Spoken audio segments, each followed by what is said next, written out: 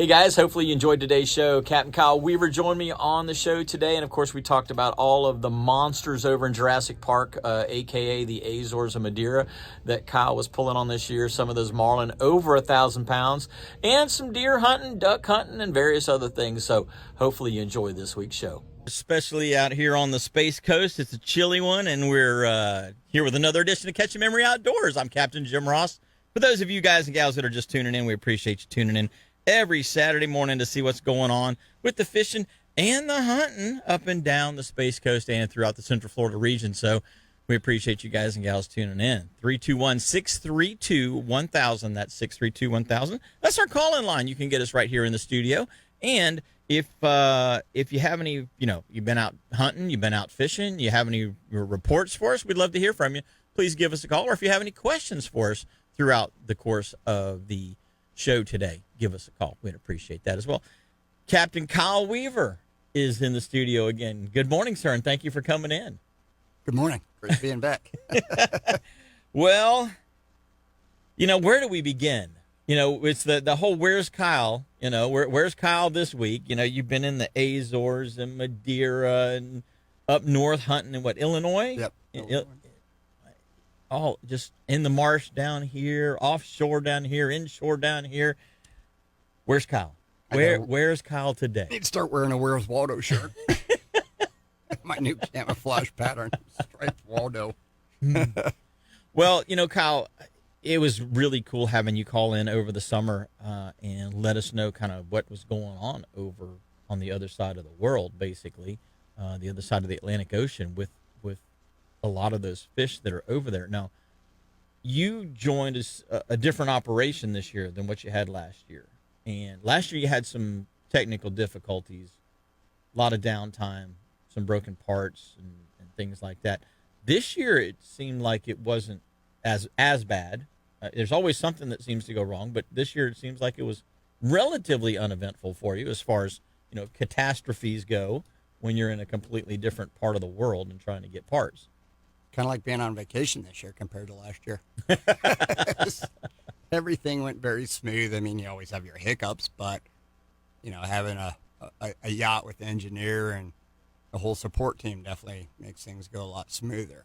So you were on a mothership. What size was that one? So we had a 150-foot mothership, and then we had the 54-foot sport fish boat.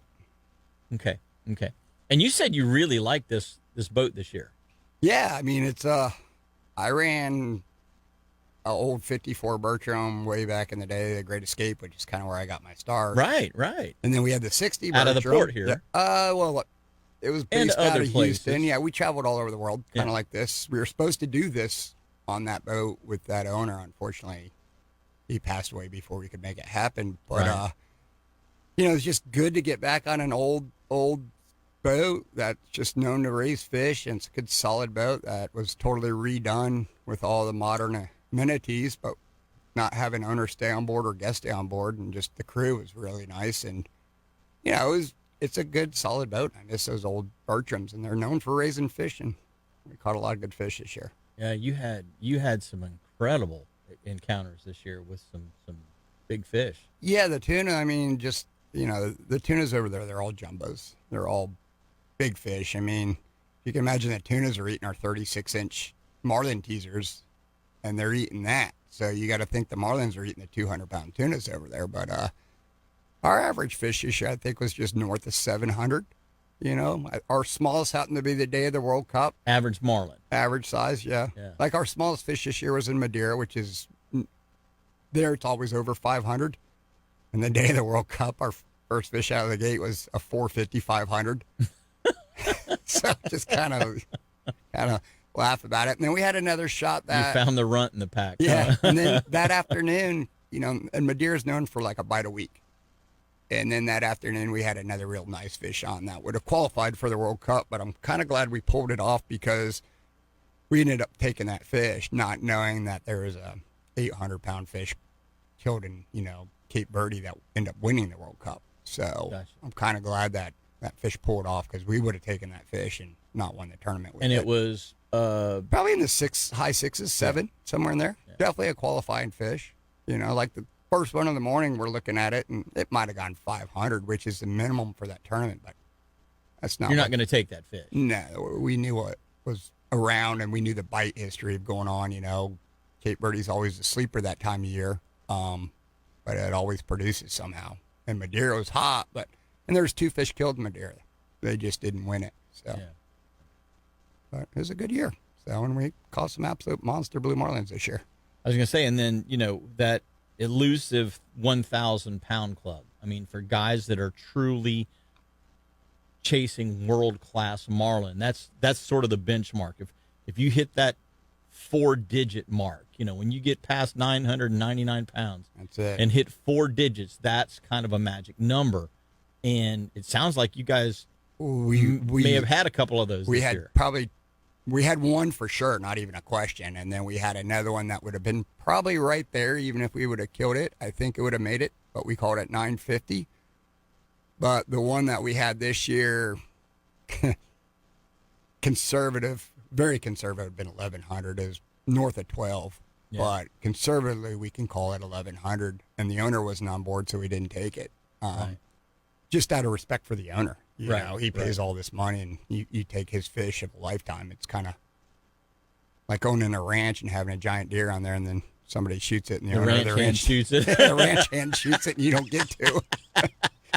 He bought the ranch, paid all the money, and you don't get it. This doesn't work out too good. And the minimum wage employee gets to pull the trigger on exactly. Him. And then what was good about it is our boss, he's like, holy cow, you guys should have killed that fish. It was definitely a fish. And everybody that watched the videos on that fish, they're all in agreement on how big it was. I mean, 135 inches when we start looking at them. Like, okay, is it fat? Does it carry the weight? Yeah, it's going to make it. Let's go ahead and take it. And that's short length. That's not the bill, and that's not the tail. That's the jaw to fork. Lower jaw to fork of the tail. And this fish was 150-inch tape is what the biggest they make for the blue marlin. It's 150 inches long. Right. And usually there's no fish in the Atlantic Ocean that we know of that was over 160. And this fish was in the 160s. Wow.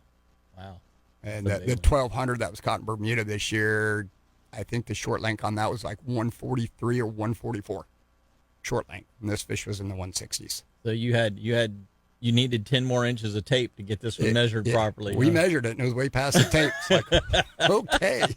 But, and it's funny, just people are like, well, the girth wasn't there. And then you start looking at the girth, and you're like, well, this fish is 160 inches long. Let's think about this.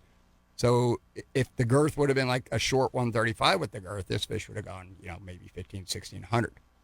But it was very, very healthy fish. Yeah. I mean, there's no question. Like everybody says, we're conservative at 11, and 12's even probably conservative on that fish.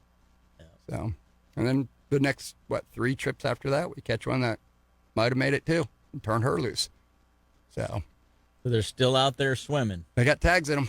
Somebody catches it, we'll know for sure. So when you guys are putting tags in it, you're not putting like satellite type tags. You're just putting a regular identifying tag. This fish was caught at this particular spot. Correct. On this particular date. Yeah, they're called spaghetti tags. The satellite tags are about 5,000 to 7,000 a pop. A couple boats over there. I wish we had had a satellite tag for this fish because she was so healthy when we turned her loose that nobody's ever tagged. I don't know if anybody's ever put a tag in a 1,000-pound blue marlin in the Atlantic. Now, I know on Great Barrier Reef, there's been plenty of black marlins that are over 1,000 tagged with the spaghetti tags. Mm-hmm. But I can't think of anybody or know of anybody that's actually stuck a tag in a fish that size. So in the Atlantic. Yeah. So it'd be interesting, see if it gets recaptured and what it does, because we know so little about these giant female marlin. We know they travel everywhere, but we're not really the big giant breeders like this, the big old girls, what their pattern is. And it would have been interesting to see it. Satellite gives you real-time data on what they're doing. So it, not only location, but depths and different things that they dive to, and just all of that. Yeah, we find out with these satellite tags that they're only 10% of their life is at the surface. And when I say the surface, first 100 feet. Right. That's considered the surface, not for us. Well, in 3,000 feet of water. Yeah. They do a lot of, but I mean, they travel like the last satellite tag we stuck in one in Bermuda. There's 3 tagged the same day. We stuck one with the satellite tag. Follow me, and I'm trying to think who the other boat was, but all 3 of our fish completely went different directions. Interesting. One went towards the Carolinas, one went straight up north towards the Azores, Portugal, that area, and then the other one went all the way down across the equator, and the tag popped off south of the equator off Brazil. Interesting. So they just, wherever they go, they go. Roam their entire backyard, the Atlantic Ocean basin, huh? Yeah, I mean, there was a Mahi that was tagged with the satellite tag. My 3 sons, Michael Matson was the captain. They're coming back from Bermuda, and they didn't put a tag in one. And that was the last day of fishing out of Charleston, and they're called like a 40-pound Mahi, they estimated. They stuck the satellite tag in it. Okay. And the fish immediately went due east, and you can watch it, and went due east, and then like hauled butt, straight line. Then turned and went way up north of Bermuda, and a couple times it stopped, and you could see, and they overlaid it with the body of water that it was in. You could see it feed like the zigzag pattern. Uh-huh. And it got up north of Bermuda, and it stayed in this body of water, and it just zigzagging. And we're like, oh, it must be a lot of flying fish. Must be a lot of fish there, baby. Flying fish chasing them around is what we were laughing about. Uh-huh. And the very first cold front in October hit, and the fish straight line, nonstop, and the satellite tag popped up between Puerto Rico and Dominican Republic and the Mona Passage, and it straight lined it. Wow, he just was like, okay, I got to go. Out. It's like, okay, here's the first cold front, the light conditions, I mean, and it just took off, and that's how far it went. It was pretty interesting to see now, that. Do you know how long a period of time it was from the time he left? It was that tag prematurely, and I think they tagged that fish in either late August, and then it popped up like October, like 20th or something like that. But so in a month and a half, roughly? Yeah, they're supposed to be in them for about 6 months is what we try and shoot for. But this one, some reason, popped out. They released to the surface, and when they release to the surface, that satellite can get all the information. It's downloaded. Okay, gotcha. So you don't know what that fish is doing until that tag pops up. And then it gives all the information. Okay. So it's pretty cool. But within a month and a half, it went from north of Bermuda. From Charleston, South Carolina. Oh, from Charleston, South Carolina at that point. Stayed about 100 miles north of Bermuda. Up to north of Bermuda. Yep. And then all the way to Puerto Rico. And then it popped up right there. That is moving. And so what's interesting about that is, we as anglers don't realize how far and how frequently fish move. So, and to give you an example, we look at, just looking at coastal species, the tarpon, okay? You find a school of tarpon, and let's say you come out of Sebastian and you go south out of Sebastian, and you're down around the Vero Cove or the Disney area or something, Gloria Stefan's place down there on the beach, one of those, somewhere south of the inlet. And you're on a good school of tarpon. And you go back the next day and they're not there, and you're like, okay, where'd they go? So you're circling and you're staying in that area because you're like, okay, they got to be somewhere in this 4 or 5 mile stretch, you would think. And then it's like, well, okay, can't find them. Let's go north. Maybe they headed up towards, the inlet or past the inlet. Well, you get all the way up to Melbourne Beach and all of a sudden there's a wad of tarpon again. Well, from one day to the next, that's a 20 plus mile stretch, maybe 25, 30 mile stretch. Well, it's probably 30 miles from the cove up to Melbourne. And you look at that and you go, what would make them move 30 miles in one day? But if you think about it, they're swimming around at 3 or 4 mile an hour. More than that. In 10 hours, they're going to go 30 miles. It's just what they do. And they go from that place to the next place until they decide, okay, there's enough things here to make me want to stay. I'm comfortable, I'm safe, and there's food. That's basically that's a fish. That's what's on a fish's mind. Is the water temperature comfortable for me? Am I okay? Am I being predated on? No, no sharks trying to eat me. And looky here, we've got pogies or pilchards or croakers or here's shrimps. There's food, and so they just go from spot to spot. Well, the next day, they may decide they're going to go all the way to Ponce Inlet. I mean, they may 5 mile an hour times 10 hours is 50 miles, and all of a sudden they're at Ponce or just south of Ponce, and you just look at it and you go, you don't in our minds we don't comprehend that fish move quite that much, but they do, And so that's kind of the interesting thing. Well, guys and gals, we would love to hear from you. Captain Kyle Weaver and myself, Jim Ross, are going to be right back after this first break of the morning.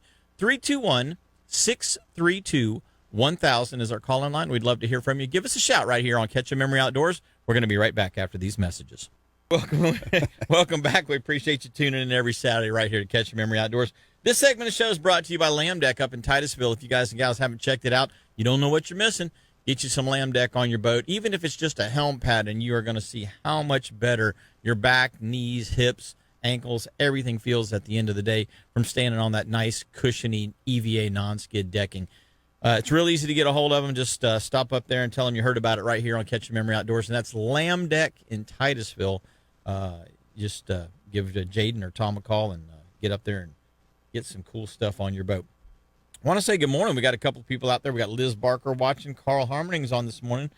I'm surprised he's not in the duck blind, this morning. In fact, I wore my duck shirt. I almost wore It's duck season. I wore my duck camo. So. I almost wore mine, but it was smelled like bug spray and swamp. Shay Hobby's out there. Morning, buddy. David Giovannini says it's a little bit chilly. He's sitting in a tripod in South Carolina, freezing his you-know-what off. It's chilly up there. Bo Bergeron, good morning. Let's see, who else is on here? Jesse Dance, good morning, sir. Quite a few other people. Just wanted to say thank you for tuning in. Durwood Roberts is on. Jeff Kranick is on this morning. We have to get a call from Jeff later and see how his escapades down in the Florida Keys are going. Greg caught a big old pompano this week, man. I saw that. Dude, that thing was like 4.5 or 5 pounds. I kept looking to see if it was a permit. I was like, is that a permit? Well, it's interesting that you mentioned permit because Mark Gibson called or texted me the other day, and he said, dude, the permit are at the North jetty at Ponce Inlet. And they were getting, like 5, 6, 7 pound permit on sand fleas when they were trying to catch pompano and sheepshead and stuff. And I think that was Tuesday, I think it was, if I remember correctly. That is the day that he got on them. Interesting that that far north. Yeah. I mean, well, here's the thing. So we had the cold front that kind of came through, and the water temperature started dropping. So 2 Tuesdays ago, I had Don Petrucci out, because we'd had to reschedule. We just hadn't had a chance to get him out. Just trying to get him out so we got him out for a half day afternoon Tuesday 2 weeks ago, or almost 2 weeks ago. Water temp was 76 degrees. Snook were firing, had some, their drum, redfish, other fish were biting as well. And then I had him out last Wednesday afternoon. And on Wednesday afternoon, the water temperature was 72 degrees. So it dropped, in 1 week, it dropped 4 degrees there, offshore of Port Canaveral or in front of Port Canaveral. And I can tell you that it's probably down to 70 or 71 now, I would imagine, with last night's cold front. And tonight, if it hasn't, I would say it's probably by tomorrow morning, the ocean temp will be at least 70. And so, yeah, it's dropping quickly. But it's almost like, I call it the wall of temperature. And whatever the species is, it has that wall, okay? So you see the tarpon wall come through, and then you see the triple tail wall come through. You see the pompano wall come through. And it's like, as the water temperature drops below a certain point, they're no longer comfortable. And they go, okay, it's time to move. And they start moving. And the thing about it is, in the beginning or a little bit farther away from the wall, you get scattered fish. But right at the wall is the concentration, because it's like they're being just pushed or swept along by that the biomass, by that right there. Whatever that hard break in temperature is that they do not like. And so they're staying just in front of it. They're kind of being lazy, if you will, but they're just being pushed along down the coast. Or and in the opposite, in the springtime, you see it going, up coast as the temperature. Cobia in particular. I mean, the cobia wall is 68 degrees, and everybody knows that. And so when the cobia, show up off of Sebastian, the water temperature hits 68 degrees. When they show up off of Canaveral, the water temperature hits 68 degrees. When they show up off Ponce, it's always 68 degrees. It's not 67.5, it's 68, So that is the wall going in the opposite direction in the springtime. So it's kind of interesting that the way that works. But Kyle, before we left for the break, we were talking about how far fish can move in a very short period of time, and so like you guys rely on temperature charts, temperature data.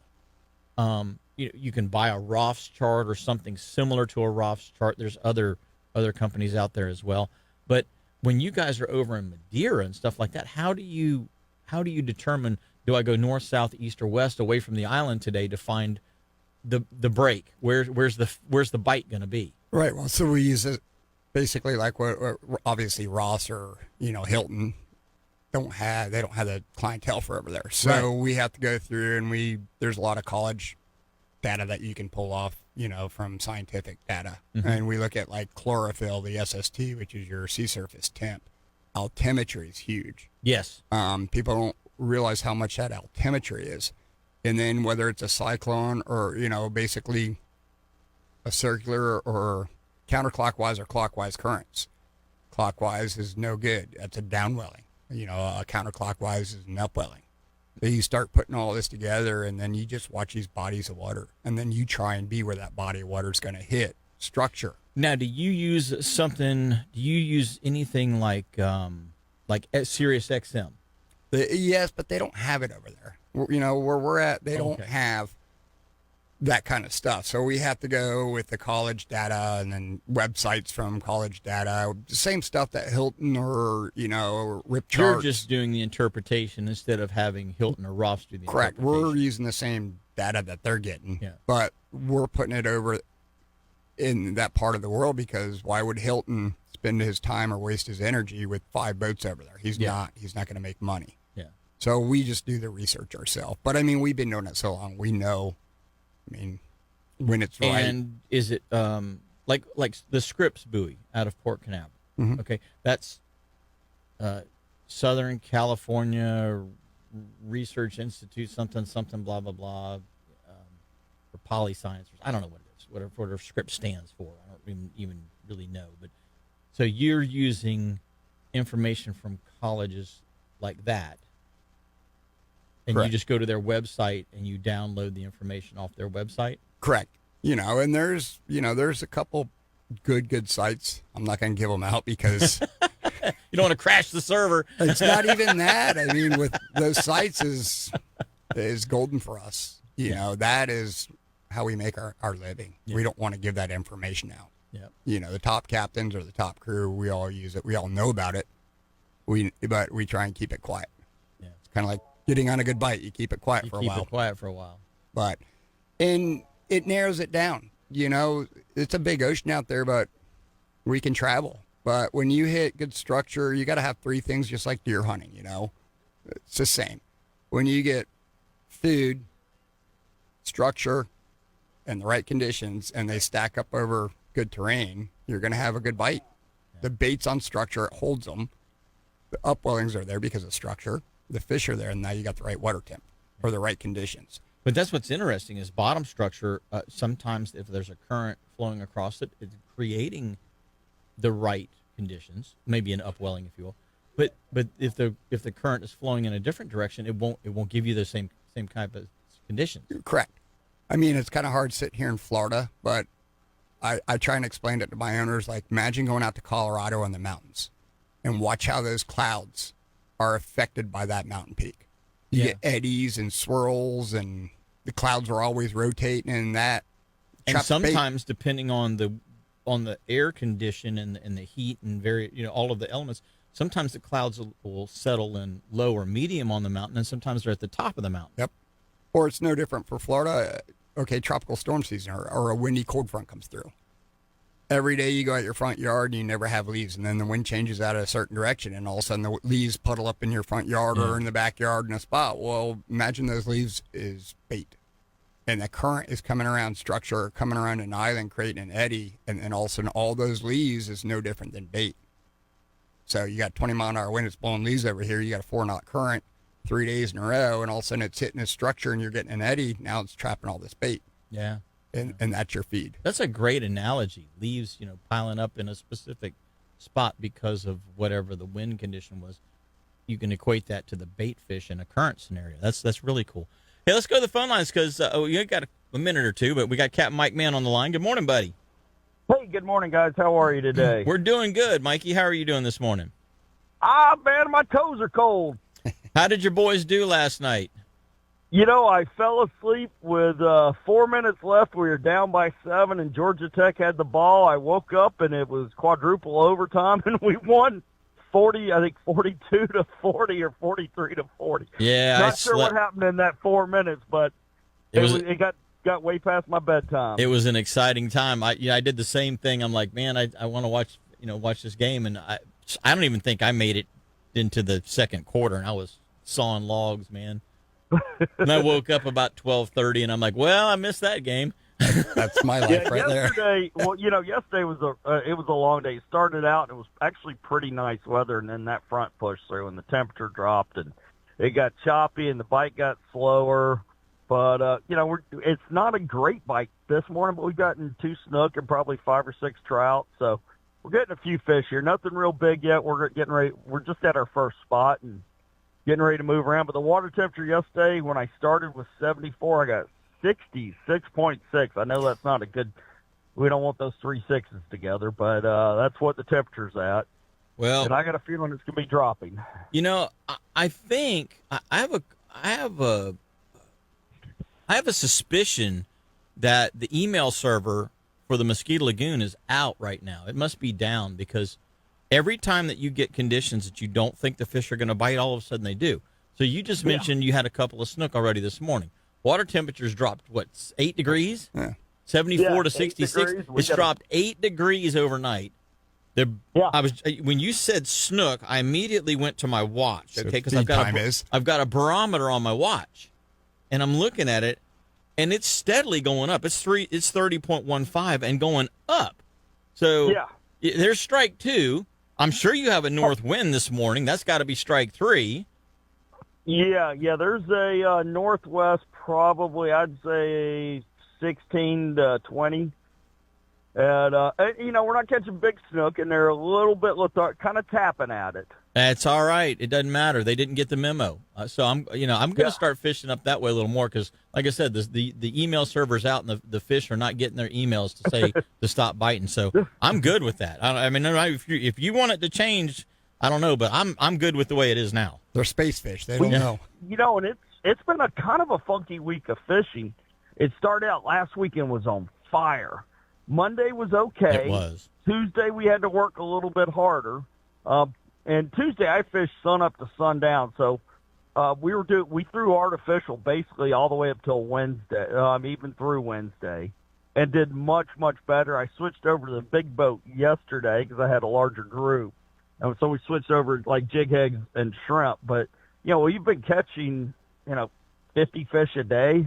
With the larger fish mixed in, but a lot of that just fun size running numbers up. Yep. Fun size trout and a couple. The dink reds right now have been really enthusiastic about eating plastics. Yeah, it's been a lot of fun. When I can cover the water, when we can throw soft plastics, the water's dropped out quite a bit. And I will say, as the water warmed up but got lower, a lot of the fish that were up in the flats, say Saturday and Sunday, just kind of disappeared. And I was talking to a couple other captains that were in some good stuff, but they're like, I don't know what happened. Yep. And well, we got a good week coming up right now. I saw we've got some really good. We've got some nice low temperatures all week, and it's consistent. It looks like the weather is going to. Looks like the wind's going to lay down a little bit. I hope the wind's going to lay down a little bit. Yeah, it should. It looks like it's going to. The second front that comes through is going to, kind of drop the temperature a little more, but it doesn't look like there's rain. Well, buddy, we are way past our break right now, but we appreciate you calling. If you want me to hold on past the break, I got a great report from offshore. Okay, well, let's hold on, and we'll come right back to you after this message. How's that sound? All right, sounds great. All righty, guys and gals, we're going to be right back with Captain Mike Mann, Captain Kyle Weaver, and myself, Jim Ross, after these messages. Welcome back. Sun State Pest Control is the sponsor that is sponsoring this segment of the show. And of course, if you live in Florida, you know you've got bugs, and now that it's getting cooler out, the bugs are going to try and get inside your house. I noticed that, at least in my garage, all of a sudden I had no problems. And this week I saw 2 palmetto bugs, roaches, if you will, the little ones, but they were palmetto bugs. And I'm like, okay, time to call my boys and get Sun State Pest Management back out there to take care of my issues, because I don't really need the help that they're trying to provide me with chewing up boxes and leaving little poop stains on things. That's not what I need. So Sun State Pest Management's going to roll out there and take care of me this coming week. But you guys and gals, give them a shout, because like I said, the bugs want to get in, and you don't need them in. So 800-781-7378. That's 1-800-781-7378. Get those bugs out of your home. If you got any kind of yard issues as well, they can take care of your yard as well. So just give them a shout there at Sun State Pest Management. We appreciate those guys doing their part to keep this show on the air for you. We're going to go right back to the phone lines. We got Captain Mike Mann, who held through the break, for those of you that are just joining us. Mike's up in the Mosquito Lagoon this morning. And Mike, you said you had a couple of snook already and some other bites too? Yep, we've gotten a couple of snook, couple of trout. Nothing real big, but, some nice fun fish. Get the skunk off the boat. But yep. I'll tell you what, the report that I got this week, and I never could get my clients to go offshore, the lane snapper bite in big lanes has been on fire. Of course, who knows when we can go back out again, but the 5-pound lane snappers was being caught frequently. Wow. It's a big lane. Yeah, big lanes, big mangroves moved in. Of course, the elusive red snapper were thick as well. But 5-pound lanes that's great table fare. That is for sure. You throw in a couple of mangroves and muttons as well, because I know the snapper bite overall over the past week has been pretty darn good throughout the entire region, from Ponce all the way down to Sebastian. Yeah, everybody I've talked to has had a great time out there, and I just tried. I'm like, listen, guys, nobody's really been out and fished in about 2 months, so they are hungry and ready to chew. So I'm hoping one day this week, maybe it lays down and I can fly it out there a little bit, maybe get some table fare. Definitely. Well, Mike, what's I know that you're typically chasing the tarpon around. Are they pretty much gone now? Yeah, I've talked to a couple of guys that the tarpon were kind of thick at the inlet, but they had lockjaw as they will, and that's they're getting ready to migrate out, and they're going to start heading south. I would say definitely this week's going to be kind of the push, all except for the resident ones that hide in some deeper water and show up just sporadically. Yeah. So now I'm expecting schools of reds to start showing up. I'm expecting the black drum to start sliding up into a little bit shallower water, and I think the next month is going to be just dynamite fishing. You know what? I meant to call you last week, or did I call you? I did call you last week. You did. Yeah. Did you go check the spot that I told you to check, or have you had a chance to get back by there? No, I have not. I've gone by there and just kind of scanned a little bit. You talk about the place up near the ramp? Yeah. Yep. No, I went through there and scanned and never saw anything. I have found some up in a couple of the other deep areas. We got one yesterday in a little hidden creek. I call it Secret Creek that I like to fish. Got one in there yesterday, and I've seen a couple small groups up in the shallows, but they've been a little spooky. And 10, 15 fish as far as black drum. We're starting to see some redfish, like 80, 100 fish schools. Oh, that's nice. Yeah, that's a lot of fun. But I think probably after this week we'll start having the black drum popping up. They like that cooler weather and that water drops down. They like to get up in those shallow flats, especially once that sun peaks up. Yeah, yep. And there's plenty. It seems like there's plenty of pistol shrimp right now too, because anything red or orange, it seems to be a trigger for the redfish right now. Yeah. Any lure that's colored with red or orange, I should say. Yeah, they've been just aggressive on that. My color, I hate to let the secret out, but white was doing really well, and that kind of slowed down a little bit for me this week. Yeah. Well, buddy, hopefully you got a couple of days open and you can get some people out. How does somebody get a hold of you? I do. I've got days open in December. You can give me a call at area code 386-295-5991. You can go right to my website, fatfishguide.com. Follow me on Instagram, CAPT Mike Mann with 2 N's, and Facebook, Fat Fish Guide Service. Guys, don't forget, if you're not sure what to get that angler in your life, we've got gift certificates online. That's the truth. Stocking stuffers. Great stocking stuffers. Great you want to make that angler, give them a great trip, send them out. Exactly. Well, thanks so much for the call in this morning and the live report from the water, Mike. We appreciate it, buddy. Good luck and be safe guys. out there. Get out there and catch a memory. All right, man. Take care. You know, last week there was an incredible opportunity for people to get some really good gear last week. So we hadn't really mentioned it too many times beforehand, but Terry Wynn called in from the Central Florida Saltwater Anglers Club, formerly known as the CFOA, now the CFSA. They had a huge tackle flea market, if you will, last week. Okay. And I thought it would be guys like myself, that have some extra gear.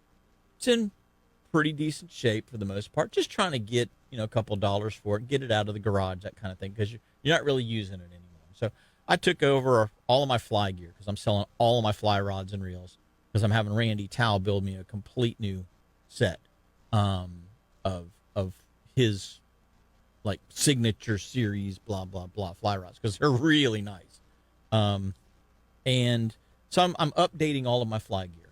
So I had sort of a hodgepodge. I got some Loomis stuff. I got some Finnor stuff. I've got, just this is and that, some Scientific Angler, some Lamiglass, so I just had a hodgepodge of stuff. Took that over. Took a bunch of rods over that, older rods that are no longer sponsors. Some of them brand new, still with the plastic wrapping on them because I never even got around to using them.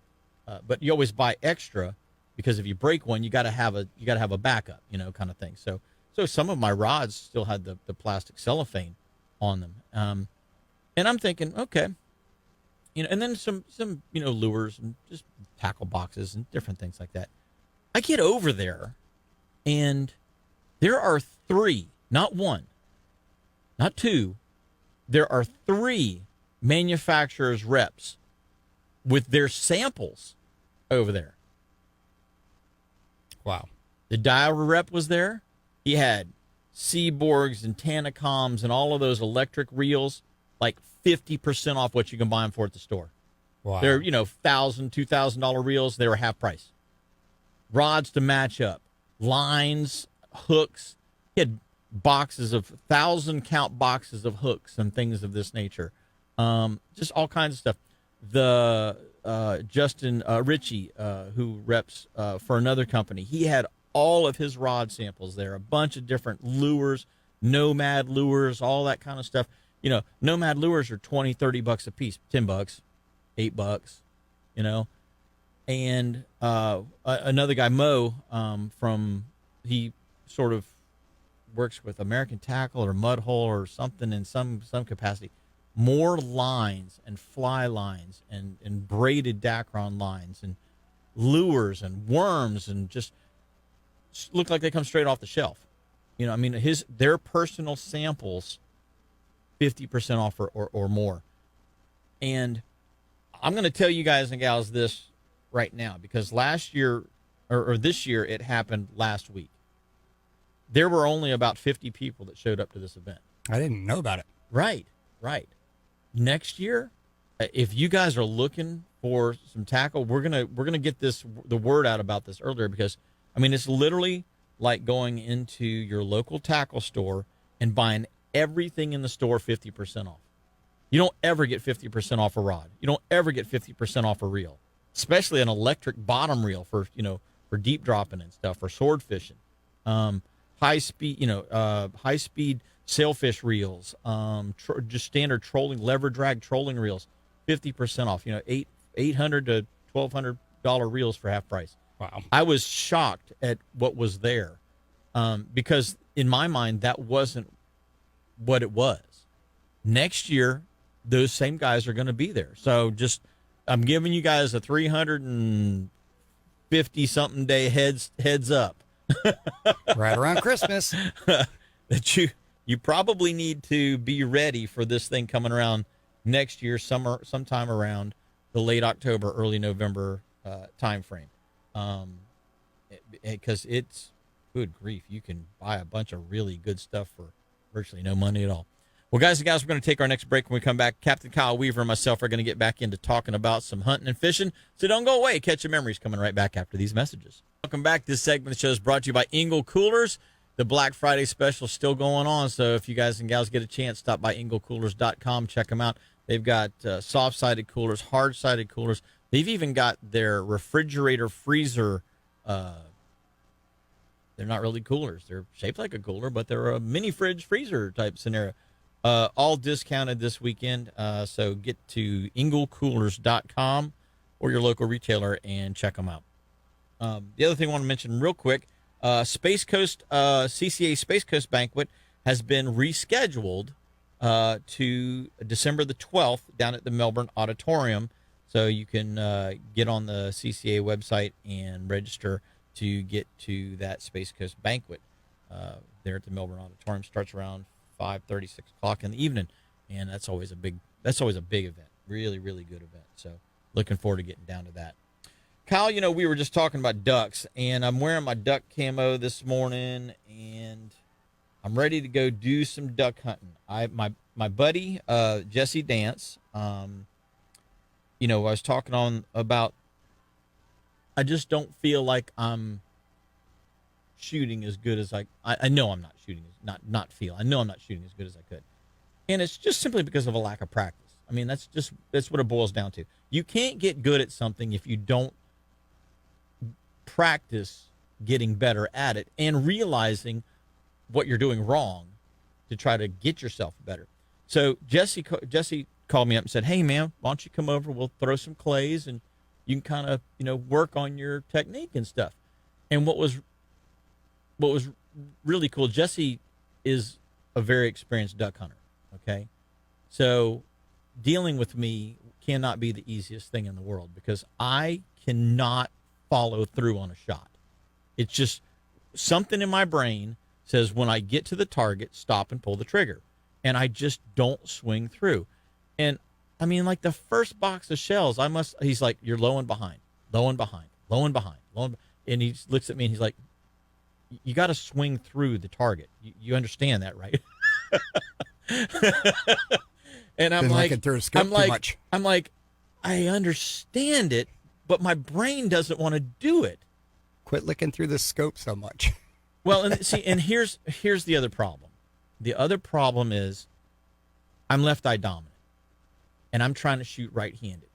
And if I keep my left eye open, I'm behind every single target. I'm behind because let's put it this way: anything coming from right to left, I'm behind it every single shot because if I don't close my left eye, the dominant eye takes over, and I'm off. I'm off on the shot. And so for myself, I've tried to shoot left-handed a couple of times.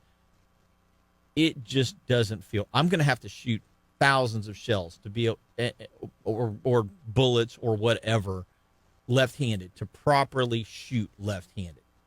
I'm not willing to commit to that kind of shoulder pain, to be real honest with you. Right.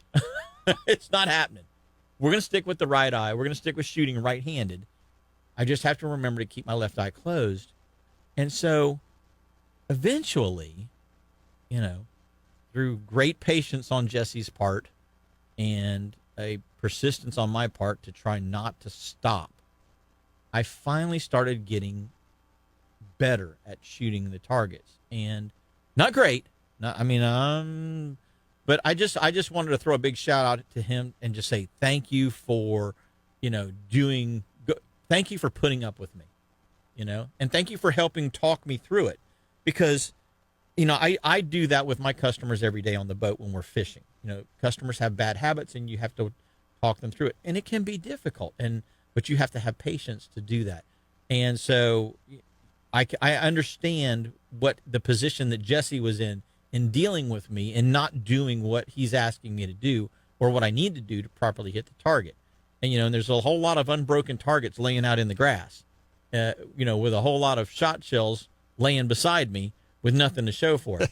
But eventually, I started getting a little better, and I got to the point where I was like, okay, I'm finally figuring out this whole swing through thing and the amount of lead that I need at this particular stage. And he took the clay thrower and moved it all over the place. Going away, coming across, coming sort of quartering in at me. And those different angles obviously all need different lead times or lead positions with where your shot placement needs to be. Correct. And so, I went through about just a little over 100 shells, and I at this point I feel a whole lot better about my shooting. I'm not saying that I'm any better than I was, but I feel better, and so mentally I'm more prepared to go out there and try to go duck hunting now and actually hopefully have some more success. But here's the other thing that was really interesting to me. So I bought a gun from a friend.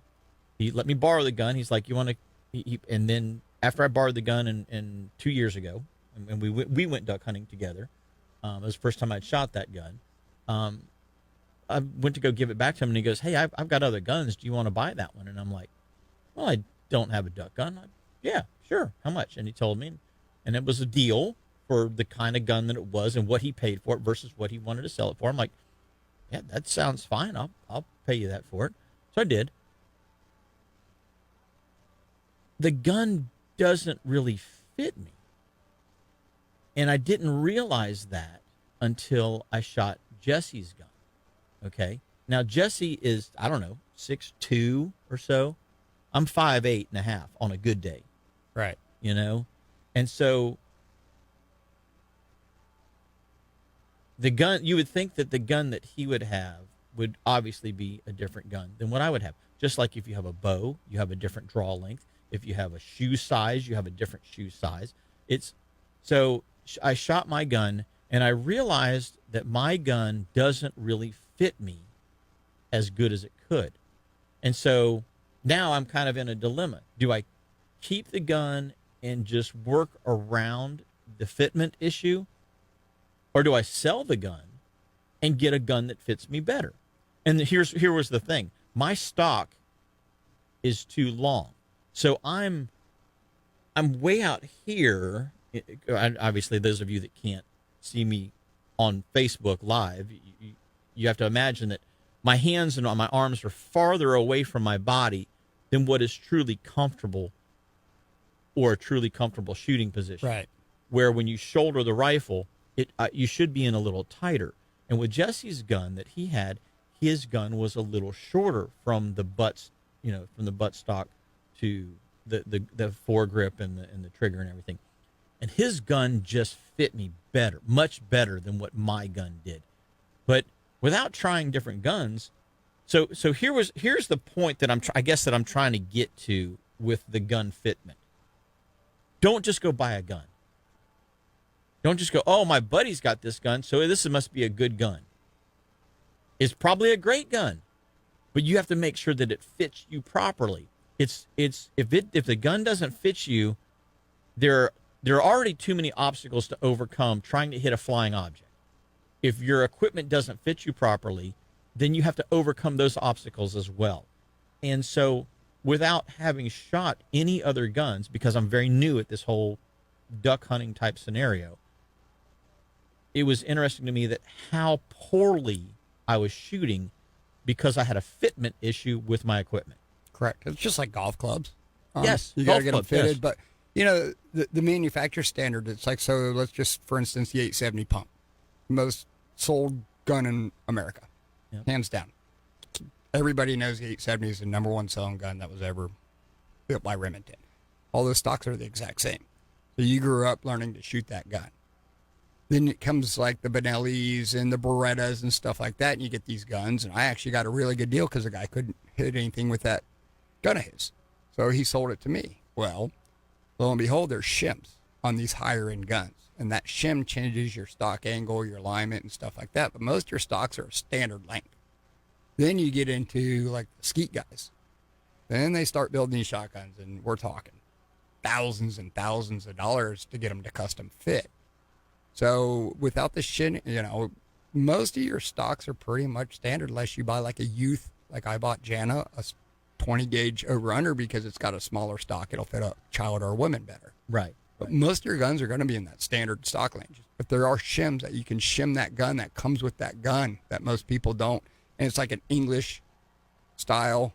I forget all the different styles because I'm not a skeet shooter, but there's like 4 or 5 different shims. Mm-hmm. When you buy a gun that's from Europe, it's going to be more of that English style, which is going to be more in line, not, and you got to shim that, and it will change how that gun feels completely in your arms. Yeah. So a lot of people don't realize that, but most people buy a gun and they just get used to it and practice with it. And well, and kind of that's what I was doing, but now understanding that the gun that I have really doesn't fit me very well, it makes me want to sell the gun. yeah, You're a guy your size, and if or it's, Jesse's if size. it's a wooden stock, you can get a gunsmith to fix that, no problem. Yeah, I think it's polymer, Yeah, but it's one of those things where it's like, or there probably is an aftermarket. A lot of these companies, Magpul. There's so many companies out there that build stocks for these guns that will change the length of it too, and that's another option. Go with one. Look online. Like you can buy an 870 or not an 870, but I mean any gun, and you could buy aftermarket stocks. Hunting rifles. You can buy aftermarket stocks for those rifles that will already custom fit it. right. So that would be an option I'd look at before you change the gun. I'd see if there's an option to change the stock. Put a different stock on it.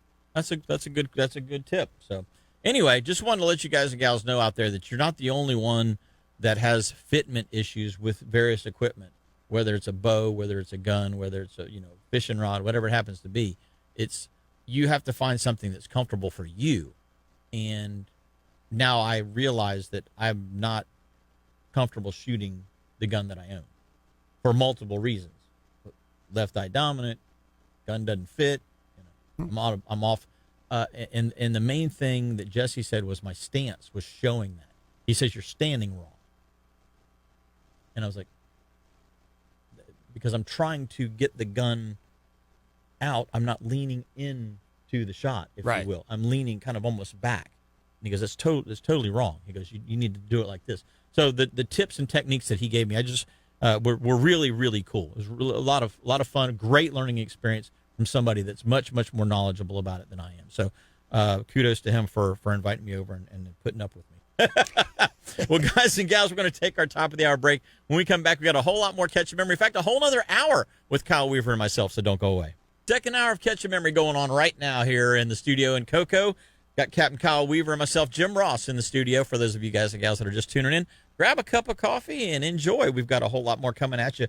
Kyle, we were talking earlier in the program about the trolling action and catching the marlin, catching the tuna, things like that. But guys have been catching some decent stuff out of here off and on throughout the year, and right before, like right at the end of September through the middle of October, on the few days that we could get out, the bite seemed like it was really good, and now it seems like it's dropped back off again. You said you had a chance to get out this past week, and you did a little trolling without much success. And let's talk a little bit about that. Well, we went out, I think Wednesday. No, I don't know what's today. Saturday. Yeah, I think it was Wednesday. We went out. Or terrible conditions. Went out, started high speed, had the speed and the range to cover it, and we covered a lot of water. Started in 130s, didn't like what I saw.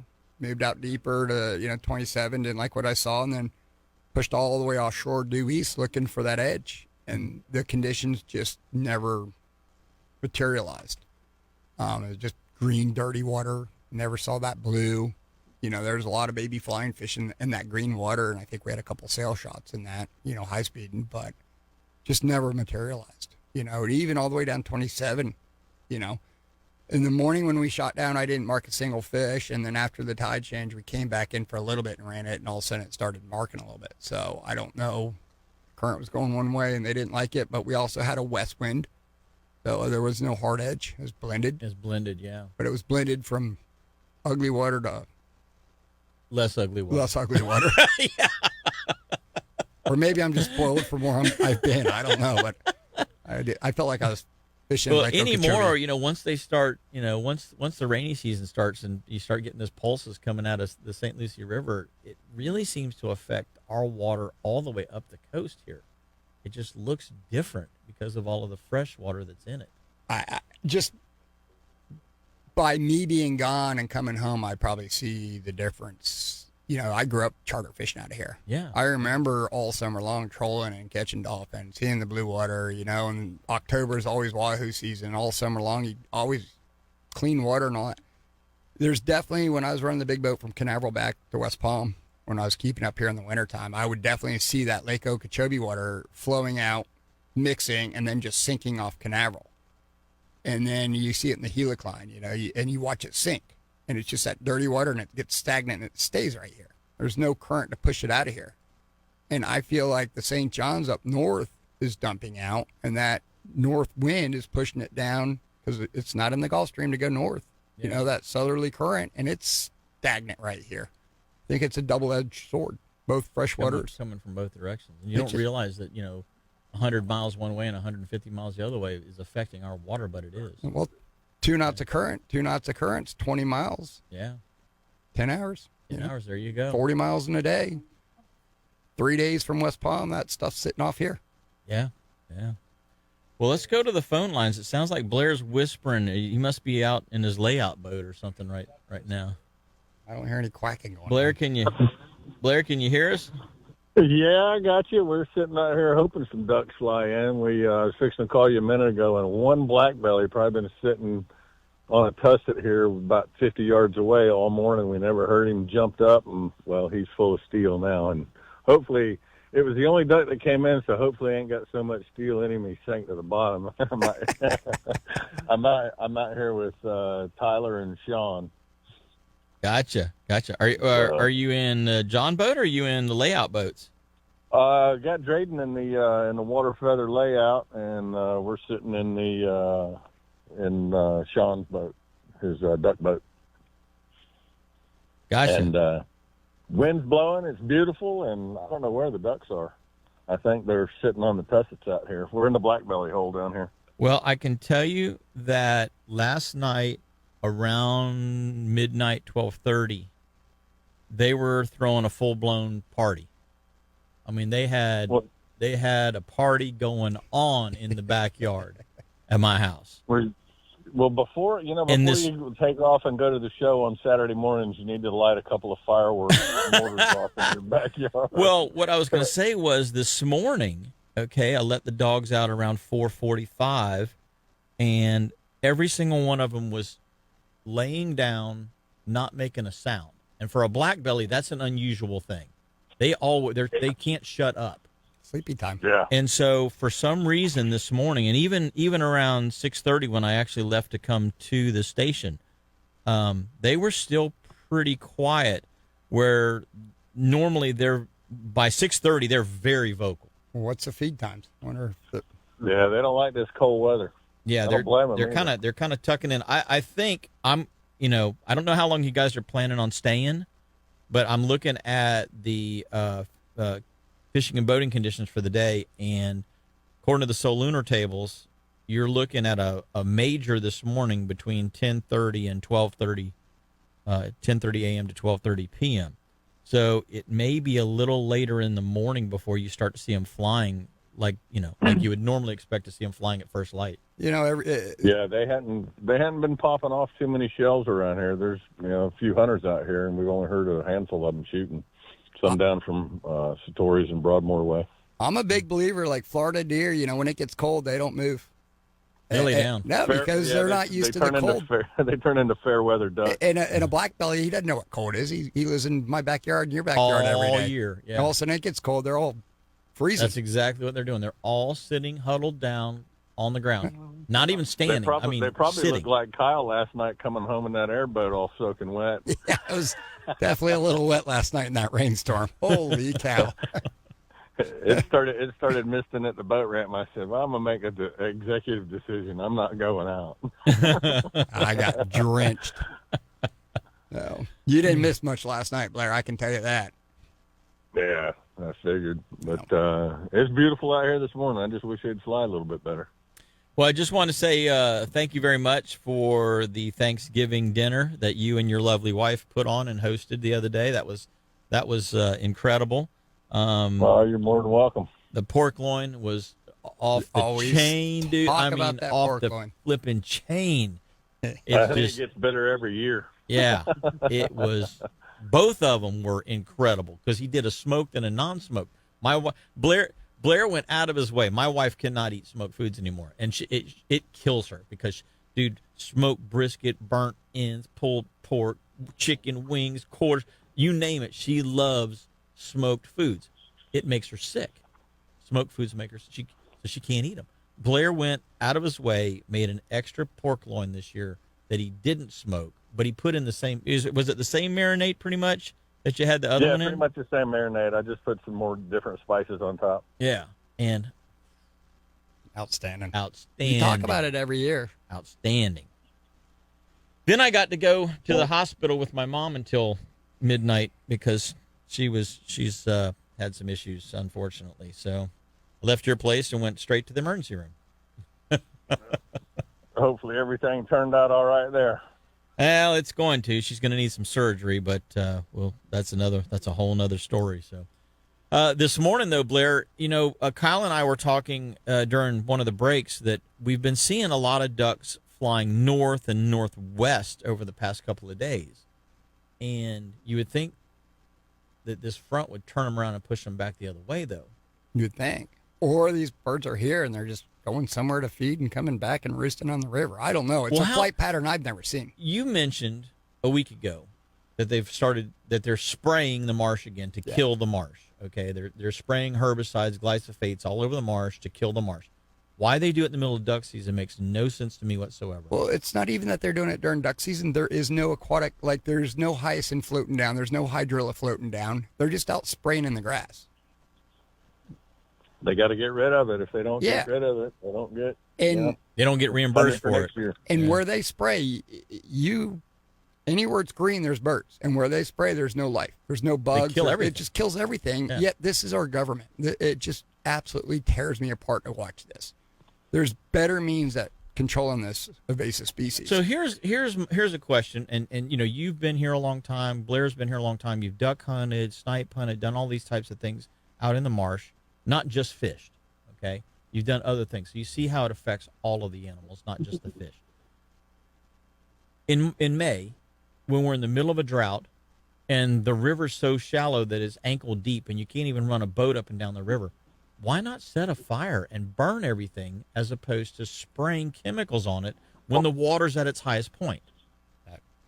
I'm dumbfounded what they do. I really am. I mean, there's other ways to stop this because it comes out of the desert, like Taylor Creek, the Duda canals, the Vieras, all those canals and tributaries that dump into the St. John's, like the ditch in my neighborhood.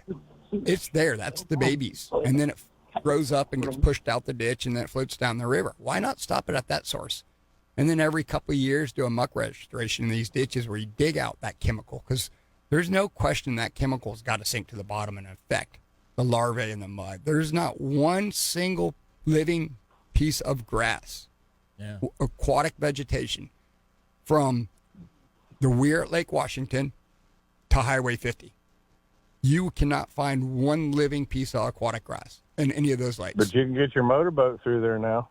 Yeah, that's all you can. Yeah, exactly. You can run. It's open water. But back in the day, you remember when we were kids, Winder was all duckweed and all that. There was bass boat trails. You could catch bass, pickerel. All that fishing was phenomenal. The duck hunt was phenomenal. Birds were everywhere. And now we just got open water. Yeah. Kyle Weaver for FWC president. Don't get me started. I'll vote for him. That's for sure. Well, guys and gals, we're going to take our next break. Blair, are you going to stick with us through the break, or are you going to go back to trying to shoot a duck? We're going to try to shoot a duck since they're coming in so good. We need our chances. So I'm gonna plus my hand is getting a little numb holding the phone. So gotcha, buddy. Well, get back to holding that shotgun, and hopefully they'll start flying for you here real soon. All right, guys. Y'all have a great day. I'll talk to you here a little later. Take care, buddy. Yeah, that's the thing. Some days they just don't fly. But the other morning, last week, it was the morning was all I heard was boom, boom, boom, boom, boom, boom, boom, Yeah, boom. opening day was there was a lot of shooting. Yeah. And I've hunted almost every single day, and it's been good. Squeaking out a limit or close to a limit every day, but I've gotten to the point. I like the whole reason I duck hunt is the interaction. If they don't work my decoys, I don't really care. I'm not going to pass shoot them. Unfortunately, all these other people just shoot. We're watching them sky bust all the time. It's just, to me, getting to fool that duck into thinking he's coming into a real spread, and you're communicating with that duck, or you're communicating with that turkey or that moose or that elk. It's great. Getting him to come to you. It's kind of like fishing for trout artificials. Yeah. Dead bait, we always said dead bait, no brain. Yep, exactly. Well, guys and gals, we're going to take our next break of the morning. When we come back, we got a whole lot more, so give us a call, 321-632-1000, right here at Catch Your Memory Outdoors. Welcome back. This segment of the show is brought to you by Petrucci Insurance. I'm telling you, you guys and gals, get ready. If you haven't gotten your renewals yet, get ready. It's coming. Your renewals are going up 20, 30, 40% on everything, your house, your car, your boat. So get ready. Call Petrucci Insurance and let them do some rate quotes for you and find you the best deal around so that you can not overpay for the coverage that you need for your particular product. They're super easy to get a hold of. Petrucci Insurance right there in Rockledge, 321-632-1200. That's 632-1200. That's 1200. And you guys and gals can hopefully not pay too much this year for your particular type of insurance that you need. We're going to go to the phone lines. Captain Jeff Crane is calling in this morning. You're down visiting in the Florida Keys, buddy, and it sounds like you've got a fantastic weekend to be down there. Well, it was beautiful the last 2-3 days. It is blowing this morning, so is it? Yeah. The front's made it to you, huh? Yeah, it's we're not leaving the dock with the boat today, but boy, we tore them up the last 2 days. It was been some phenomenal snapper and grouper fishing along the bridges and the drop-offs. Really? That's good to hear. I went through 4 dozen shrimp just picking through the snapper in about an hour yesterday. And then sadly the Lorelei called, and that was the end of the fishing for that day. So, Jeff, you were getting mangrove snapper? Mangroves and lanes, and then the grunts, and then Leslie, believe it or not, hooked into a huge grouper up underneath the bridge. Yeah. And she dropped her rod tip just 1 second. I mean, it was flat as glass over there, and we had a boat wake come by us, and the rod tip dropped just momentarily, and that was just enough for it to spit that hook. Dang it, man. Dang it. So, how has have you been fishing right there around the house as well, like in the flats or anything, or the close islands, or are you just running just to the bridges? no, I ran to the bridges. I just north of Robbie's there around T-Table and stuff. Yeah. When we got there, my one spot where I used to dive it, and I know what the rubble looks like underneath. I like to get that one span there in the bridge. There was probably 7 or 8 other boats there. It was an outgoing tide. And I go, we didn't get our spot. And sure enough, nobody was in that one bridge span. And I'm not kidding you. Leslie's my witness. We were the only ones catching fish. It's interesting how the bridges down there, the seam, if you will, of water, the current edge, changes depending on wind direction and whether it's an incoming or an outgoing tide.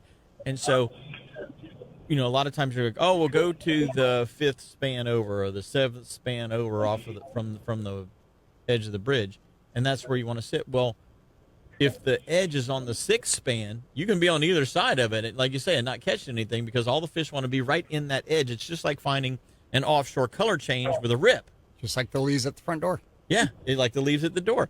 They all want to be in that one spot, and so it's kind of interesting. When I pull up to the bridge, I look at which way the current's going and where my seam is before I ever set up. And I seem to, as long as I can get in the spot I want to be in, I typically do fairly well with that particular game plan down there.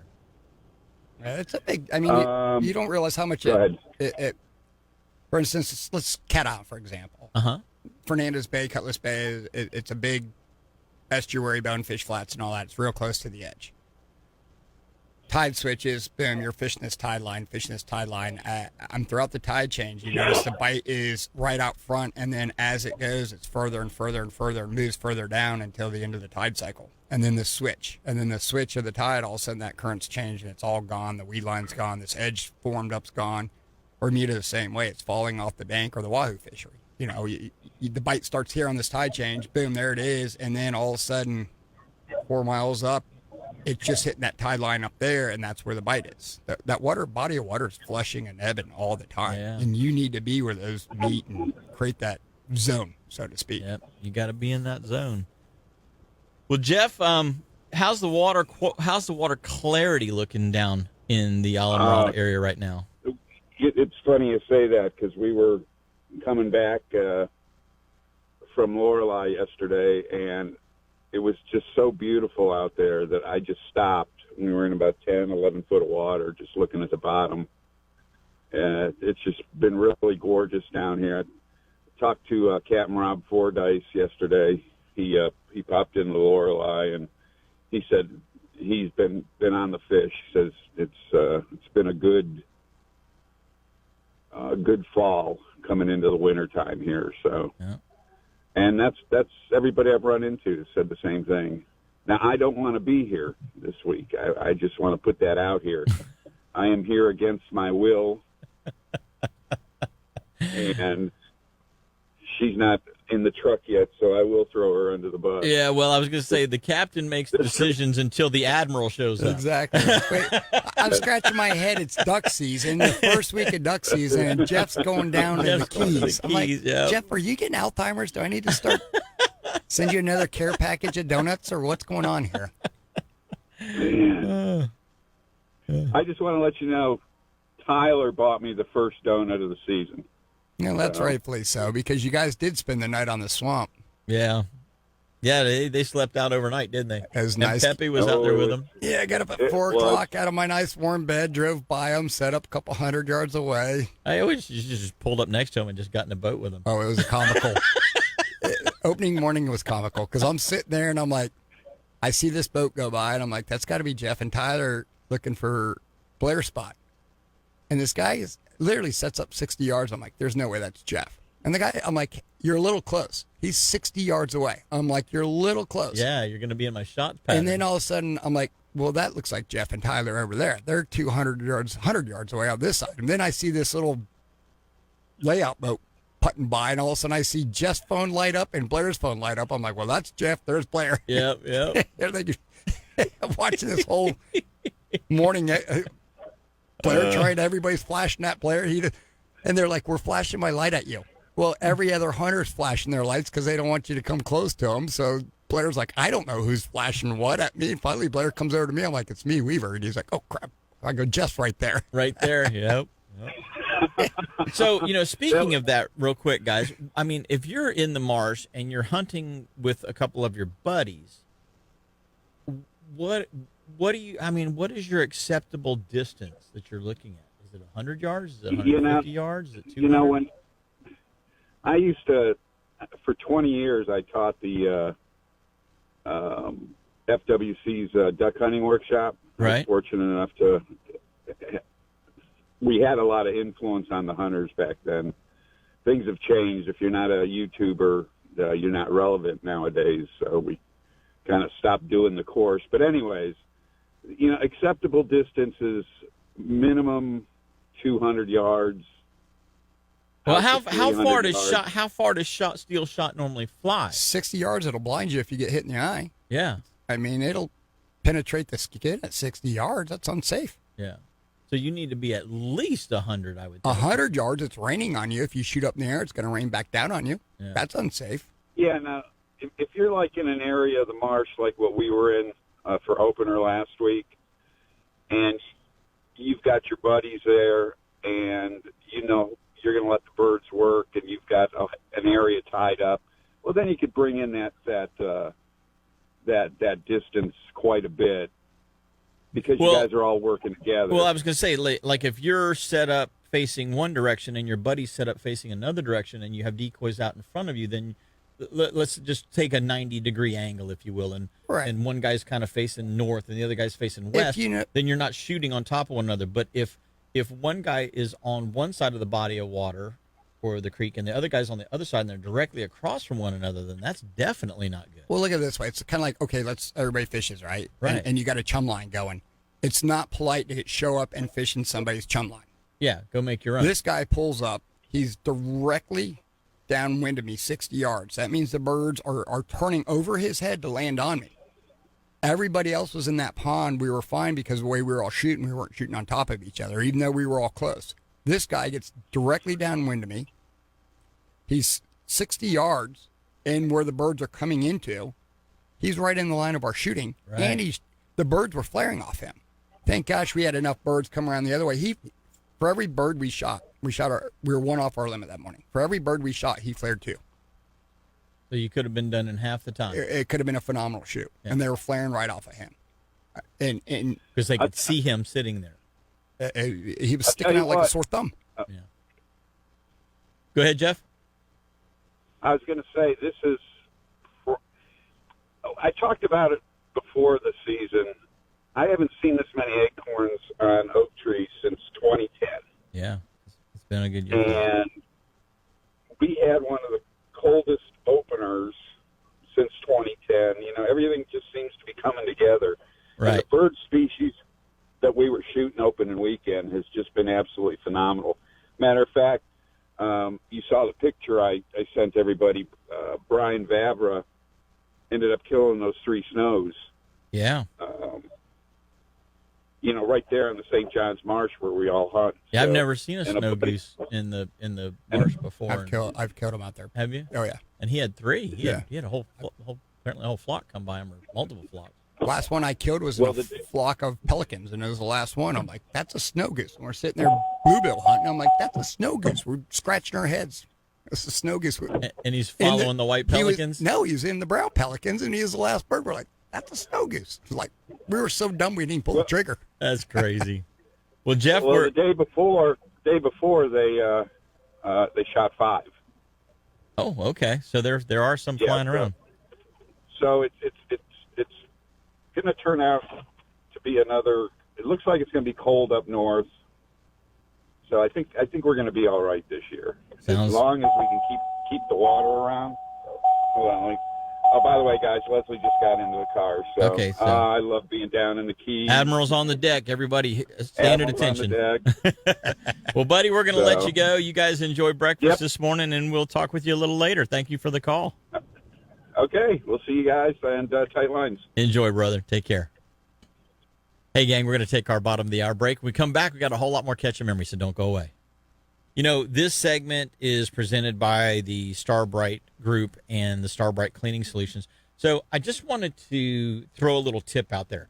So if you guys and gals go to the store, okay, there's a product called Salt Off. And for those of you that are watching us on our Facebook live feed, you can actually see the product that I'm talking about. But this is a quart-sized product, and it comes with an applicator to hook up to your motor and flush out the motor. Now, that's great. Okay, because it gets all that salt and residue and everything out of there, and it keeps it from scaling up and keeps your thermostats from, freezing up and corroding and doing all those things. So it makes your maintenance bill much, much less by using this particular product, because you're not wearing things out that are intentionally in there to do a job, but get worn out by the salt. Here's the other cool thing about Salt Off. So I'll use one of my old containers. Let's just say I've got some Ultimate Vinyl Guard like I've got here, or I've got some some deck cleaner, some kind of deck cleaner, some kind of something. I'll rinse the bottle out. Okay, I'll put an ounce, for these little spray bottles are 32 ounces. I put like an ounce of the Salt Off in the spray bottle and then fill the rest with water. Now here's the cool thing about it. You can take that and spray the whole top of your motor down because you get salt residue on the outside of the motor. You pull the cowling off. You can spray all that, and it puts a nice protective coating and gets the salt off of that. For your rods and reels, you can spray it all over your rods and reels, and it won't hurt them. Your guides, how many guys have had guides rust out and the ceramic ring falls out of them? And, it's a constant battle with salt, salt killing your fishing tackle. I spray the rods and reels down with them. I wouldn't say 80%, but I'm going to go with a 70% life expectancy increase in my fishing guides since I've started using the salt off, because they still do get salt setting on them because you're constantly casting and retrieving. And as you do that, it's bringing water in on the line and it sits on the rim of the guide. So it is going to eventually create a problem. But instead of having to worry about in 6 months getting your guides replaced because the rings are falling out of them, you're talking about a year or two. And all over your reels, your handles, everything. I just spray everything down with it. I just shake it off. So I spray it down with the spray gun. I just lean it up against the wall at my house. Spray them all down. Then I pick them all up and I shake the excess off of them. And with a spinning reel in particular, it's very important that you do this. Put the rod tip towards the ground and the handle end of the rod up in the air. So when you're shaking it, you're shaking the water out of the lip of the spool because the salt will collect in there. Now, the salt off will help take care of that, but you don't want water seeping down into your drag system, potentially down your main shaft and into your gears. You don't want that to happen.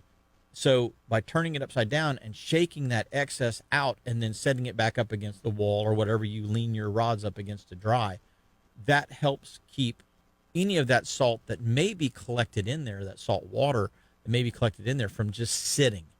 You're shaking it out. The salt off is creating a coating, if you will, on top of it. So anyway, this particular product has so many different uses for it. The other thing that you can do with this is I put it in a pump sprayer. I got a 2-gallon pump sprayer. I put a couple of ounces in the pump sprayer, and when I pull my boat out of the boat ramp after I've launched my boat, I spray my hubs and my brakes and everything down. Anything that's kind of special, not so much the aluminum, but definitely anything that's steel or stainless steel. Bearings. Axles, bearings, hubs, rims. You hit that pump sprayer and just spray them down real quick. And that way salt is not sitting on your trailer the entire time that you're out on the water and corroding everything on your trailer. And once again, life expectancy, you're almost doubling the life expectancy, maybe tripling the life expectancy of your brakes and things because they're not corroding up and rusting apart. So get the salt off. It's a great product for multiple uses. And buy it with the little applicator. And then after that, once you've got the applicator, then I go back and I buy it in the gallon size because I've already got the applicator that came with the quart. And then I go to town with the stuff. And the other thing I'll do is I'll spray it, any of the hardware on my decks. I spray all of my pop-up cleats. I spray my latches for my hatches, my steering wheel, my whole outside of my jack plate, my motor. Every bit of that gets sprayed down with salt off periodically, and that really, really keeps the corrosion down. That's for sure. It's an amazing product. We use it quite a bit. But the other thing, too, is you can get a little container, whatever size lures you're going to use, fill that container just like you're saying. We all use a jig. You throw the jig away because it rusts. Right. Well, when you cut it off, throw it in there, your lure, your mirror lure, whatever, your trout tout, throw that and that salt away. That's a great idea. And then at the end of the day, because you forget, you put lures back in your tackle box, but they don't get but if you put them in there and then at the end of the day, just shake it out, put it in your tackle box. Now you're not getting rusty hooks and all that. There you go. One more use for salt off by Captain Kyle. Great tip, buddy. Appreciate that. You know what? I was just kind of looking at who's on the Facebook feed this morning. We got people from all over the U.S. looking in on this morning. We appreciate you guys and gals doing that. Wanted to say real quick, a happy Thanksgiving to my cousin-in-law, if you will, Danny Gomez. He's up there freezing in the Great White North right now. Um, that guy loves to fish, man. You have never seen anybody as enthusiastic as he is about going fishing. Hopefully, we'll get a chance to. They'll get a chance to come back down here soon, and we can get a chance to go do some fishing again because we had some pretty good trips the last couple of times we've been out. But anyway, all of you guys and gals out there listening, whether you're in the deer stand, the duck blind, or the out on the fishing grounds, or just sitting at home on the porch or inside the house trying to stay warm, well, we appreciate you tuning in. Kyle, we've got a couple of other things we need to talk about before we go to our last break. We've got the Take a Kid Fishing Clinic that's coming up next week on December 7th. It's by P&K Altman's Foundation, and we're giving away a half-day fishing charter for one of the kids, donated by one of my clients, Mike Phelps. So we're gonna donate a trip to one of the kids that comes to that particular event. You can get involved with that at altmansac at cfl.rr.com. That's ALTMANSAC at Altmans. So altmansac at cfl.rr.com. And I finally got a rescheduled date for the 29th annual Port Canaveral Kids Fishing Clinic put on by the Florida Sport Fishing Association and FWC. And that is going to be on February the 8th. Michael Krenn was telling me that they're tentatively trying to pick that date, and it looks like that's a go. So they had to kind of wait until the jetty at Port Canaveral got re-inspected to make sure it was okay to open it back up. They got the go ahead on that. So it looks like February 8th we're going to be doing the kids fishing clinic there at Jetty Park. Fun. Lots of fun. Oh, to get involved with that, you go to fsfaclub.org. That's Florida Sport Fishing Association Club.org. So FSFA.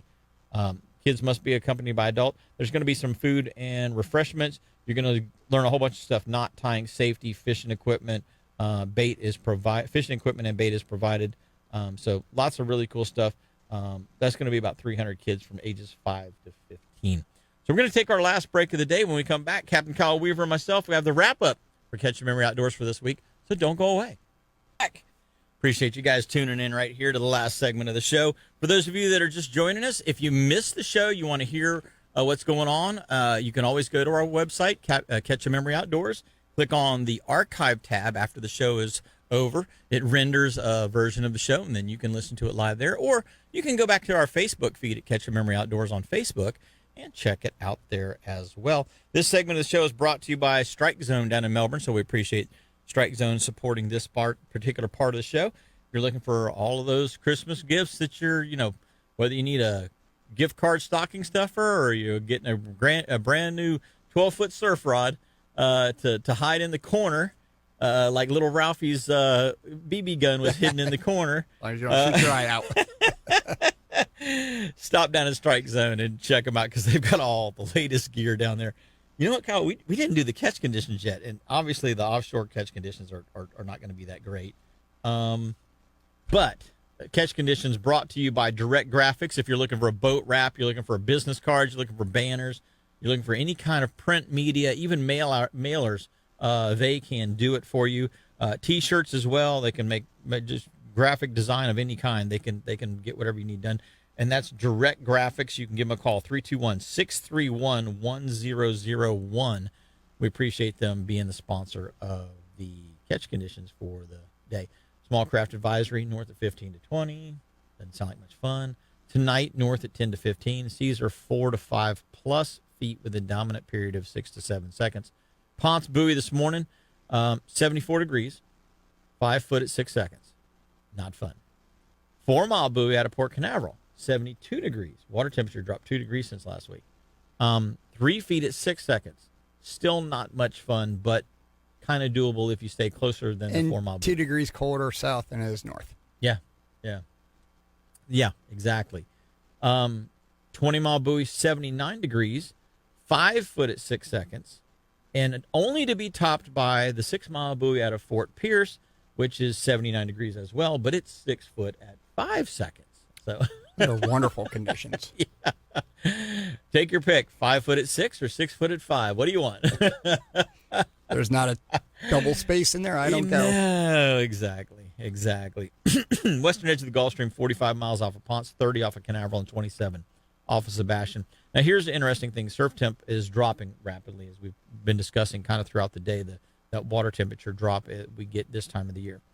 It's 70 at Ponce, and it's dropping pretty quickly. I know in the river, I heard Captain Mark Gibson was telling me that he had temperatures as low as 63, 64 in this past week. So, wow. so it's dropping right on down. 72 at Cocoa Beach and 75 at Sebastian. Tides look like this. We've had a high that just went by just a little bit ago. The next tide is a low tide at 1:14 p.m. and the next high is at 6:58 p.m. this evening. Sebastian, 1:08 p.m. is going to be your low, and 7:02 p.m. is going to be your high. Remember, the current change down there is about 3 hours after the actual beach tide. And then the lunar tables that we were talking about earlier, brought to you by All About Archery down in Melbourne. 10:38 a.m. to 12:38 p.m. today is going to be your major for the morning. The minor for the afternoon, 4:20 p.m. to 5:20 p.m. So it looks like I'm looking at the major and the minor in this light. It's been cool this morning. The ducks aren't flying. The fish are kind of picking. You know, Mike said he had a couple, but they're just kind of picking. What's going to happen is the sun's going to pop out here shortly. Should anyway. Not quite yet, but I'm looking at the outside camera, and it looks like it's trying to get there. And right around 10:30 to noon, it's going to start to warm up drastically at the same time as we're going to get that warm up at the same time as we're going to have our moon in a major feed position. So I'm thinking, that's why I was telling Blair, you guys may want to stick it out for a couple of extra minutes there and not maybe pack up at 9:30 and miss the flight. I know yesterday, just about 11 o'clock yesterday, the ducks in the backyard really started squawking and running around and, you know, messing with one another. So I would say it's probably a pretty good chance they're going to do it again today. Yeah. Good bet. I'll let you know I'll be in a tree stand this afternoon. Oh, yeah? You going to be here on the river, or are you going to be somewhere No, out on the lease? Yeah. I've got to get up to Oak Hill. I might go do that today, and I got to get a new ground blind. I got to get my new ground blind set up, and got a new ladder stand as well. My other ladder stand, you know, equipment wears out, and you know, last time I was climbing up in it, and like, this thing's, you know, kind of seen some time. I got up in it and I sat down in the seat, and the armrest was kind of loose, so I kind of wiggled a little bit, and the whole thing just kind of fell off. I'm like, okay, that was just the armrest. What's the chances of the seat, the ladder? You know, no, time to go. Yeah. Time to hit the scrap They pile. say a ladder stand, there's more accents in a ladder stand than any other tree stand there is. I don't doubt it. Usually people put them up, leave them out. But you think it's the safest. That's the thing. You think it's the safest, but I've got a safety line that does. I don't climb the thing without the safety line.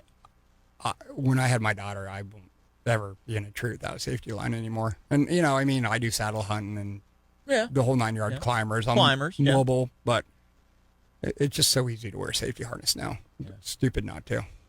Yeah, the harnesses that you can wear now are so much more comfortable and not only than that, the old ones used to be. Mine turns into a deer drag when I shoot a deer. So now I don't have to worry about it. I just hook it up to and drag them out. Drag him out. It's on a harness. Yeah. They're built for that. Yep. But you're dumb if you don't use a safety. I'm sorry. If you got loved ones out there, wear a safety harness. That's all there is to it. You know, it was interesting when I was up in South Carolina a couple of weeks ago. I went up into not a tripod stand. It was a quad pod stand. It was a freestanding unit, like a tree, like a ladder stand would be, but it was on all four legs. Right. But it was just a hard seat up on the top of it. That thing, I don't know who built that thing, but man, I can't imagine trying to drag that thing around in the woods. Where it was placed is where it stays. Yeah, it's where it stays. Whoever put it there either took it there on a tractor or on about a 20-foot flatbed trailer and then stood it up, because that thing was beefy. I mean, big old box, you know, box legs, 2-inch or 2.5-inch box angle, not angle iron, but box steel legs. The cross beams were just solid as they could be. The whole thing was overbuilt, if you will. And but that's, if you're going to build, I would say whoever built that thing to be a lifetime stand. Yeah. A lot of the ones that you buy are kind of thin metal, small tubing, that kind of thing. They're good for, a handful of seasons. I've been really fortunate with the one that I have, the longest. That's the one that the armrest just came off of. And the other one that I had was way more comfortable, had the silent, seat that raised and lowered, all the little, amenities. That thing didn't last 3 seasons and cost twice as much. Yeah. So it's not always the amount of money you pay versus what you actually get. It's nice to be able to see the stand and see the thickness of the metal. And, it's got all the bells and whistles, but if it's not built sturdy enough, it's not going to last. And that's what I found out with that last one. So this new one I got was from the same company I bought it from the first time, and it's got like a 4.8 star rating out of 3,000 there reviews. You go. Review stuff before you buy it. And here's the funniest thing about it: most of the guys that sit in that thing, they're like, "Beware, you will fall asleep in this. It's that comfortable." That's where the safety harness comes in. That's where the safety harness comes in. Exactly. I can't get into a stand and not take a nap. As soon as that sun hits you, it's like, here we go. Here we go. Tighten up on the safety harness. Well, buddy, there's so many things to do right now. It's a wonderful time. So many things to do. So Christmas shop, finish off the turkey, duck hunt. Well, that's getting ready to close tomorrow. Well, I got lucky with the turkey. So my next door neighbor fired up his fryer, and of course, I went and grabbed a turkey and seasoned it up and let him do that. So I've got extra turkey because we got some of Blair's turkey and some of Blair's pork loin because we actually ate at his place, but I have an extra turkey on the side. So I think turkey sandwich leftovers to me is better than the actual. I think so. Yeah. I'm a turkey hoarder. Yeah, I think leftovers are better than the actual meal itself. I took all the carcass. I'm gonna make turkey soup. Yeah, exactly. That's what I'm gonna do right before I go to the woods this afternoon. Yeah, make a little turkey soup with that bone and that stock and everything. Yeah, It's man. nice and cold, cool out, so it'd be perfect soup weather. Yep. So that was great. It's a good time to be around. So the leash that you're going to be on, are you going to be hunting bucks, does, pigs? Pigs? I won't shoot somebody's deer. I mean, Oh, you're okay. Yeah. Okay. So I'm gonna go out whack some does or whack some Go get pigs. some pigs. Clean them out. Keep them at check. Yeah. Keep them at check. Yeah. So, yeah, can't wait. So, I mean, are you hunting? I mean, you're on one of the leases at Deseret. Yeah, I'm gonna go as with a a friend. guest? I'm gonna go with a guest this Okay. afternoon with a friend. So And then, so they set you in one of their deer stands, but you just don't yeah, I shoot the wouldn't deer. shoot a deer. I mean, I passed so many deer up in Illinois this year, and then my target buck. That's a whole show. Last day I was there, steps out at 20 yards, and I had my backup bow, and I couldn't see through the peep sight and see my front sight post. I drew back on him 3 times at 20 yards and let him walk, and he's probably a 180-inch deer. Wow. I was talking about that was just the nail in the coffin for my hunting season this year. I let a lot of amazing bucks go trying to get this one, and he steps out, and I had my backup bow and a little bit older sights, and I just couldn't see the front sight pin. I was like, It's amazing how things can do that. How equipment can get out of whack on you. well, technology. and you don't Just like realize scopes, an old scope, these new bows. This is my backup bow, older sight and older that. It's like, ouch. Well, buddy, we're going to have you on for another show because there's always something going on with Captain Kyle Weaver. The adventures never quit. I appreciate you coming in this morning. It's always a big time when you're in the show. Looking forward to getting out and doing some duck hunting with you this year. Start That's off for on sure. some snipe. That too.